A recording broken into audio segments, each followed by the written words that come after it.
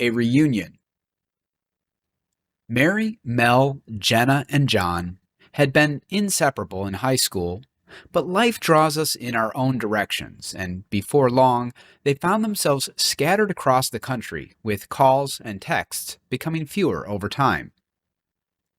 Each ventured into career and family with varying degrees of success in both, and in the face of a rapidly changing world, they had all admitted some level of confusion and fear about everything that was going on. But, as humans usually do, they plodded on. Still, they missed the old gang, and as they approached 40, they decided on a trip to meet up for a day of fun together and a night of catching up. Little did they know, the trip would change their lives. They'd spent the day with some of their youth adventures, bowling, miniature golf, and rollerblading, so as they got to dinner and beyond, most were exhausted. Catching up that evening might have been short-lived, except for John. He seemed to have all the vigor of youth. His frame was sturdy, his skin healthy, his eyes shining. While the rest shared a growing weariness for life, John seemed to be at more peace and in better humor than ever, and they wanted to know why. "It's because of a secret I discovered," he said. "Because I learned how we're built, how our energy is lost, how it's even manipulated by others. And in doing so, I learned how we can retrieve it, how we can expand it, and how we can utterly transform our lives. Today, for the first time in my life, I'm doing what I love, what I'm here to do. And because I've learned how we're built and how to manage our energy, everything I need to live my purpose races toward me and makes itself available. It's incredible."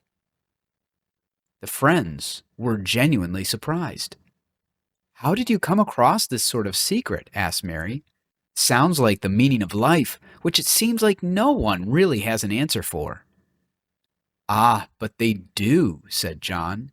"You just need to be open to it when it's revealed to you, and many people aren't. I found out about an event where these secrets would be shared, but it was not openly advertised.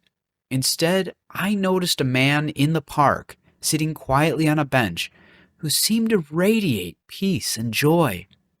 I couldn't even tell you how I perceived it, but I did, much as I believe you've seen this in me. And so, just as you asked me what had changed, I approached this man and asked about his secret." "It is not my secret," said the man, "and the truth of it is available but only to those who ask.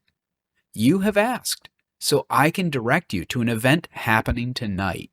It is one night only. I tell you this, it is the simplest information you can learn, and it is the most transformative if you will live it. A man will be speaking at 8 o'clock.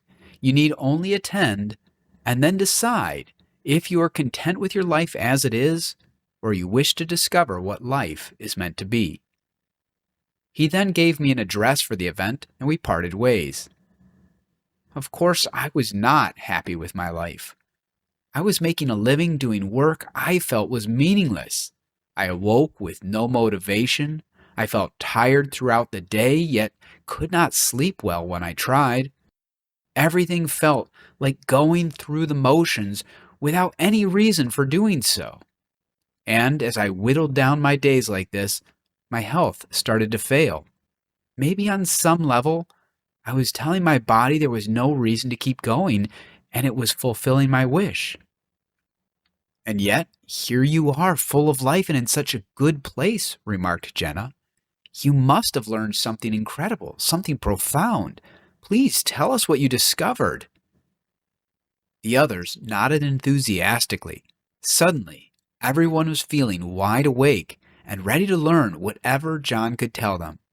So he began his tale.